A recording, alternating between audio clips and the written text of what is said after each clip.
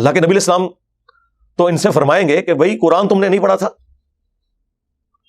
سورۃ المائدہ کی آیت نمبر 32 کہ جس نے ایک جان کو ابھی ناحق قتل کیا سوائے 2 استثناء کے کہ قتل کے بدلے قتل ہو رہا ہو اور وہ بھی جوڈیشری کے تھرو قاتل کو قتل کیا جائے گا. یہ نہیں کہ انہوں نے ہمارے اتنے بندے مارے ہم اتنے مار دیں گے نہ, یا فساد فی الارض کرتا ہو وہ بھی جوڈیشری کے تھرو. یہ نہیں ہے کہ میں ڈیسائیڈ کروں گا کہ یہ جو ہے غدار وطن ہے اور یہ حب الوطنی کا سرٹیفکیٹ سے ملتا ہے, نہیں, جوڈیشری کے تھرو.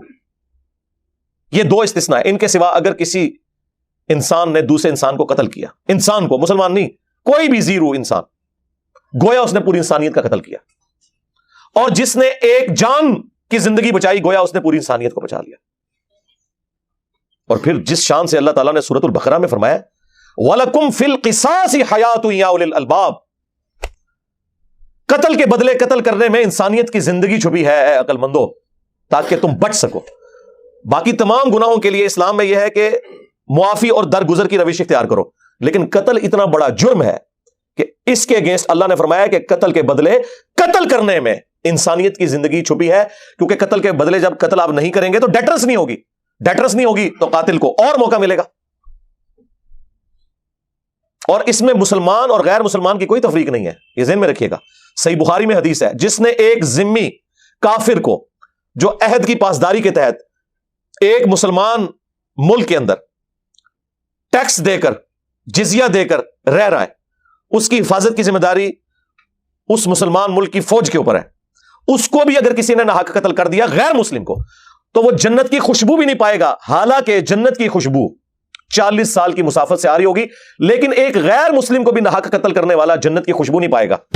مسلمان تو چھوڑ دیں, وہ کتنا بڑا جرم ہے, وہ اتنا بڑا جرم ہے کہ سنن ابی داؤد میں حدیث ہے کہ اللہ تعالیٰ یا تو شرک کو معاف نہیں کرے گا قیامت کے دن, جو سورہ النساء میں 2 دفعہ آ چکا ہے, ان اللہ لا یغفر ان یشرک بہ ویغفر ما دون ذلک لمن یشاء. یعنی اگر کوئی دنیا سے بغیر توبہ کے گیا, توبہ اگر کر لی تو معافی ہے. وہ تو سورۃ الفرقان میں ہے کہ ہم شرک کے کانٹیکسٹ میں کہ ہم گناہوں کو بھی نیکیوں سے بدل دیں گے اگر مرنے سے پہلے توبہ کر لی. لیکن اگر بغیر توبہ کے مر گیا کسی مؤمن کو قتل کرنے والا, تو وہ بھی قیامت والے دن اللہ کے حضور قابل معافی نہیں ہے. 2 لوگ قابل معافی نہیں ہے, نمبر 1 شرک کرنے والا اور نمبر 2 ایک مؤمن کا قتل ناحق کرنے والا. اس کے اوپر تو کتنی احادیث ہیں, بخاری اور مسلم دونوں میں حدیث ہے کہ قیامت کے دن سب سے پہلے قتل کے مقدمے کا فیصلہ ہوگا. ابو داؤد میں حدیث ہے سب سے پہلے نماز کا سوال کیا جائے گا, اور اس کی ایکسپلینیشن سنن نسائی کے اندر ہے کہ حقوق اللہ میں سب سے پہلے نماز کے بارے میں سوال ہوگا اور حقوق العباد میں سب سے پہلے قتل کے مقدمے کا فیصلہ ہوگا. اور وہ فیصلہ اس لیول کا ہے کہ سنن ابی داؤد میں جامع ترمذی میں حدیث موجود ہے کہ مقتول جسے دنیا میں ناحق قتل کیا گیا تھا وہ اپنے قاتل کو پیشانی کے بالوں سے پکڑ کے گھسیٹتا ہوا اللہ کے عرش کے پائے کے پاس پہنچ جائے گا اور کہے گا کہ یا اللہ آج مجھے انصاف چاہیے کہ اس شخص نے میری زندگی کیوں چھینی تھی مجھ سے.